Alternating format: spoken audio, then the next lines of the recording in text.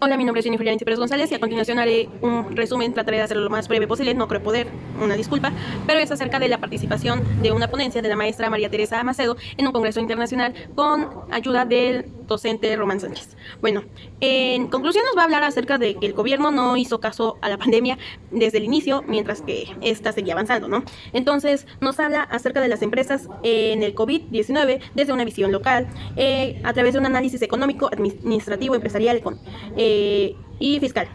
Nos dice que no se le dio la atención necesaria desde el inicio, algo que vimos pues nosotros, ¿no? Que desde un inicio no se tomaron las medidas adecuadas y se dejó avanzar mucho el problema. Por lo tanto, pues no se tuvo un plan de emergencia, un proyecto de emergencia como tal. Para todo esto nos comenta y nos explicó las variables que utilizó, las cuales eran gobiernos, ramo económico, empresa mexicana, la pandemia, proyecto político, proyecto económico emergente, el país que es México y el año 2020. Y asimismo nos va a hablar de propuestas de mejoras que se pueden hacer desde las pymes o con ayuda de ellas. Pero pues no debemos olvidar que todo esto también involucra lo económico, contable y fiscal. Entonces, hablemos de los puntos negativos del país que se vivieron acerca de esta pandemia o durante esta pandemia. Uno de ellos es las nuevas retenciones para el uso de algunas plataformas, es decir, se incrementó el IVA y el ISR a plataformas como Spotify, Netflix, Uber o Amazon, y pues todo esto pues nos aumentó a los consumidores el precio de las suscripciones. También nos explica que México es el penúltimo país o está en el penúltimo lugar en apoyos fiscales, o sea que no hubo apoyo a empresas para postergar los pagos. Por lo tanto, los créditos también se cerraron y México no tenía un plan acerca de esta pandemia. No hubo una estrategia, pues el gobierno se enfocó en lo político más que en lo económico que esta pandemia llevaba, ¿no?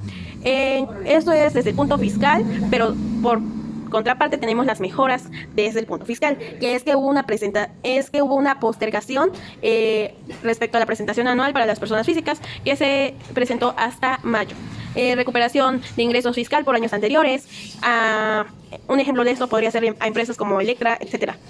En Puebla se llevó a cabo un decreto para apoyar a los patrones en la extensión del 3% en nómina, o sea que si dichos patrones cumplían con los requisitos, pues se les daba un apoyo. En cuestión financiera, tenemos como puntos negativos el decremento de ventas, es decir, hubo un confinamiento donde no hubo una producción, las empresas que podían vender o aumentar las ventas son las de productos de primera necesidad, lo que provocó una interrupción en las cadenas de valor. Y todo esto provocó una disminución de flujo de efectivo, lo cual hizo que hubiera una actividad parcial o nula, que le pegó pues al capital humano, por lo que hubo un deterioro de los indicadores laborales. Y por contraparte tenemos que pues en cuestión financiera vamos a tener las normativas de las pymes. Nos habló acerca de que para poder mejorar la problemática hay que usar un énfasis en las normativas en las pymes, porque nos ayuda en cuestiones como mejorar la competitividad, transparencia en información financiera, agilizar los negocios para alianzas estratégicas como los créditos, entre otros, oportunidades de inversión, etcétera. Entonces, pues digamos que esas estrategias que nos planteó y que nos ayudó a analizar van basados más que nada a las pymes. Entonces, algunos indicadores financieros para reactivar la economía de las pymes son el reconocimiento de compromiso con acreedores, autoridades y trabajadores. Es decir, si tenemos deudas debemos de crear un compromiso con esos acreedores para así crear una responsabilidad para ampliar créditos a clientes. No es como que sea una obligación, pero sí debemos de crear esa responsabilidad.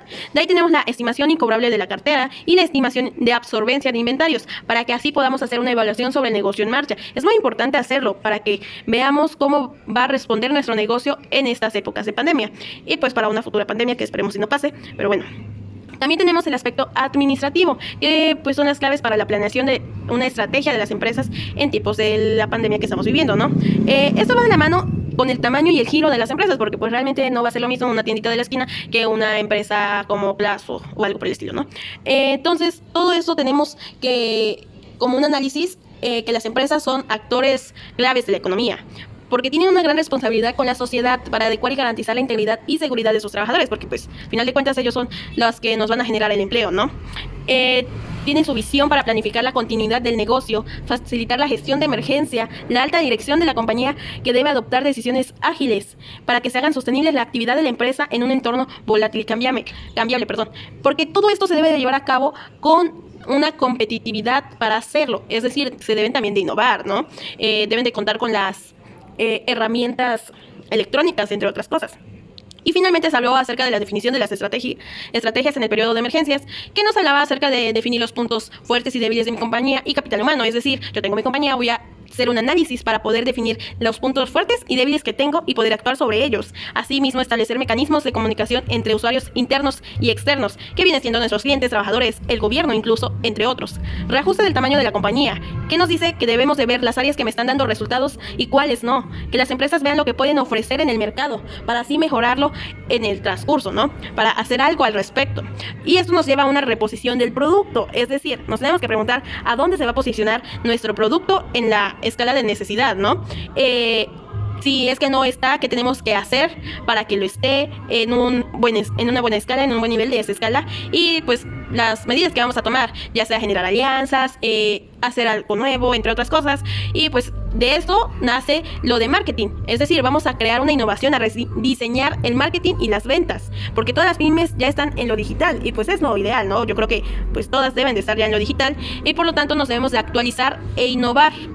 Entonces debemos disciplinarnos nosotros, porque pues nosotros somos los responsables de la pandemia, ¿no? Que esto se termine o no. Si no hacemos caso, si no nos cuidamos, si no ayudamos a que esto tenga un cambio, pues no va a haber ningún cambio. Entonces, en conclusión, es lo que ya había dicho a un inicio, que todo este análisis que se presentó nos comprobó que el gobierno no pensó, no dimensionó, por así decirlo, el trauma económico, el cambio que se iba a vivir la empresa mexicana desde el principio de la pandemia, porque se enfocó a un proyecto político más que a un proyecto de emergencia que se debió tener en estos tiempos. Y pues que realmente en este año pues es el primer año que vivimos esto, al menos para esta generación, y pues yo creo que nos debe de servir a lo mejor de escarmiento o para poder empezar a crear esas estrategias, para poder empezar a pensar más a futuro y pues en cuestiones como esto, de que si volvemos a presentar algo así, pues ahorita a corto plazo debemos de pensar en cuestión de reactivar la economía y pues a disciplinarnos.